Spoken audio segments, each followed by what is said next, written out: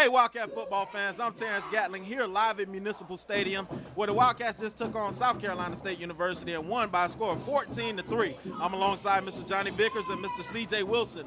We're going to jump right into this thing. The Wildcats had a phenomenal day of defense, so I'm going to kick it over to CJ Wilson. CJ, talk about some of the things that you saw this football game. The Wildcat pass defenses were great. They had the quarterback to 78 passing yards on 24 attempts.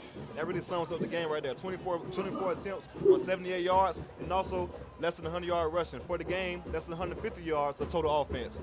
You have Tavares Danzler, who to me was kind of like the player of the game. He had 10 tackles, but his play really, it was more so the energy brought to the game. He was constantly in the backfield, and he had a lot of big hits. He brings the energy to the Wildcat defense. And then you have Nick Addison, who was the All-American, one of the best safeties probably to come through Bethune-Cookman history, along with Nick Collins and Rasheem Mathis. He had 7 tackles along with an interception.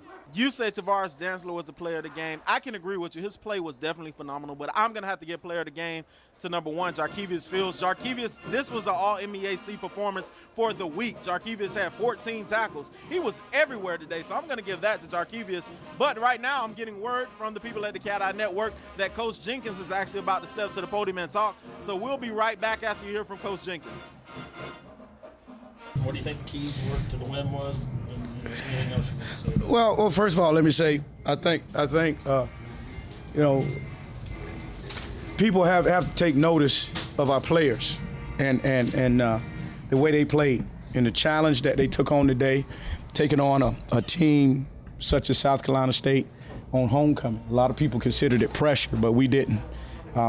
It's the exact challenge that I think this program need, and we talked about it as a team in the summer, and they were up for it. So they understood what they had to do, and then we treated this game just like every other game, and we prepared for this game the same. I commend my coaching staff. They had a great game plan, had our kids ready to play, had them focused, and we went out and executed.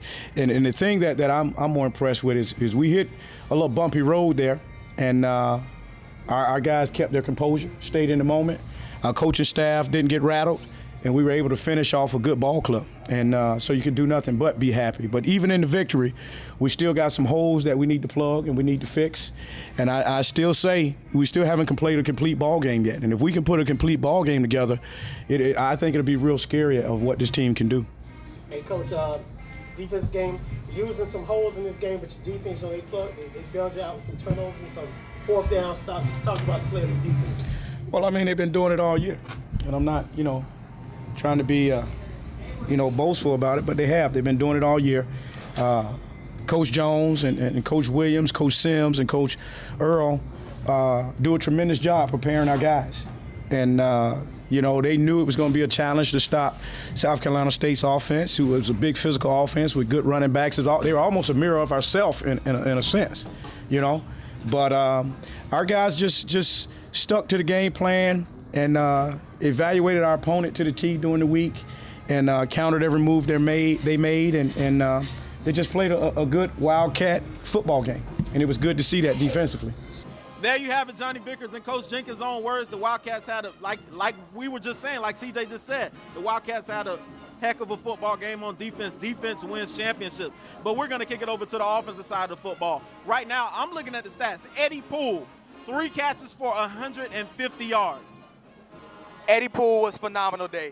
It's one of these games like you'd like to see your receiver do big things, and Eddie Poole, he did that today.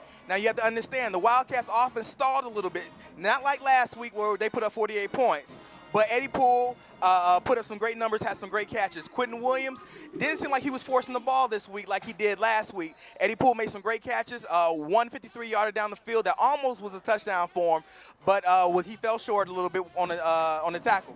But Eddie Poole, what can we say? I would say, you say defensive player of the game, I have to say offensive player of the game, Eddie Poole. He keeps the streak alive at 45 games, which you love to see, and he moved into, if I'm not mistaken, the number 4 spot for all-time receptions in Wildcat history.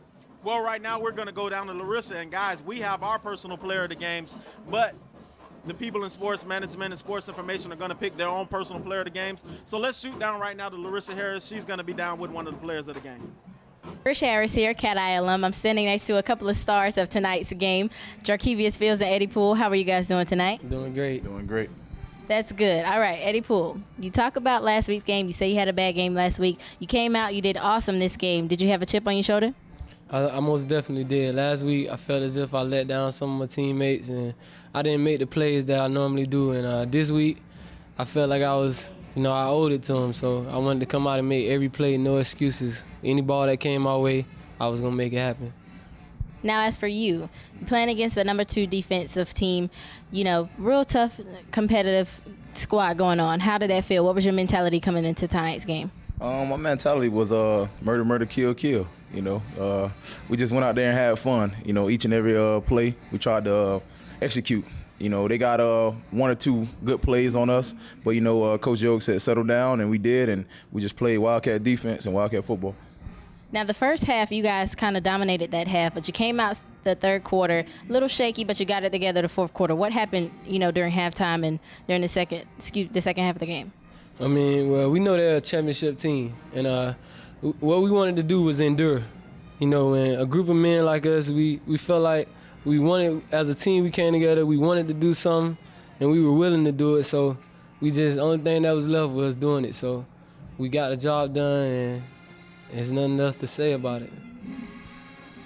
Yeah, piggyback off what he said. We came out there, got a little shaky. Couple plays that they got on us, but we just stayed in the moment and just played.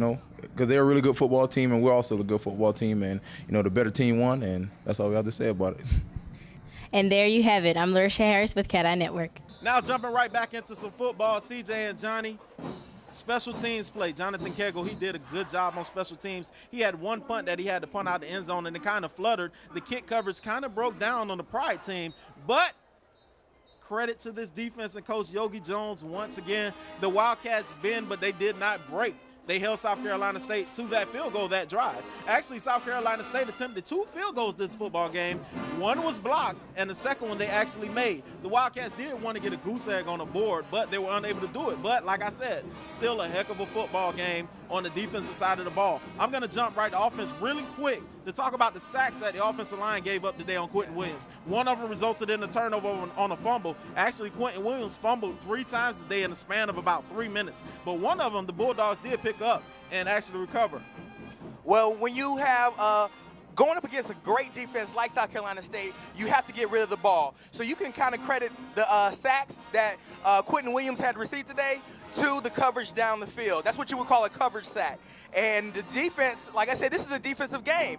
If you were expecting a high-scoring game this week, like I said before, please, it was the wrong game, the wrong day. This was the defense bend but don't break series. That's what we have to say for it. And that's what it has been in the previous years. The Wildcats broke the streak this year with the home team not actually losing from 2009. Since 2009, the streak has been the home team actually loses since 2009. So the Wildcats went up there last year and won by a final score of 27-14. And I was kind of nervous because last year South Carolina State actually jumped out 14-0 on the Wildcats, and the Wildcats slowly walked them down. Same thing happened here. The Wildcats got down, actually went up 14-0, and South Carolina State was kind of non-existent. Yeah. They kind of sputtered. They had a few good plays, a few good players. Justin Taylor, 20 carries for 63 total yards. He had a net of 55 because he was stopped by number 56, Ronnie Barrow, in the backfield a couple of times. They had that stretch play going. Richard Q. Let's talk about the stats for Richard Q. His stats for today. Richard Q. passing, 12 attempts, 78 yards.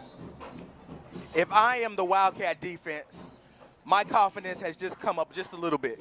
You don't want to get too confident, but for right now, it's come up just a little bit because of what we have done today. Taking one of the top teams in the MEAC, one of the toughest opponents in the MEAC, and holding them to only 3 points. 3 points after you've given up a big punt return, 3 points after you have fumbled the ball countless times, 3 points after you have been sacked 7 times. So as a Wildcat defense, I am ecstatic right now, and I am looking forward to the things that this team will do in the future, taking on North Carolina Central next week. The Wildcats did a great job here at Homecoming 2013. I was excited. Final score, the Wildcats once again 14, South Carolina State Bulldogs 3. Hard-fought battle for Johnny Vickers and CJ Wilson. We will see you next week. The Wildcats take on North Carolina Central in Durham, North Carolina.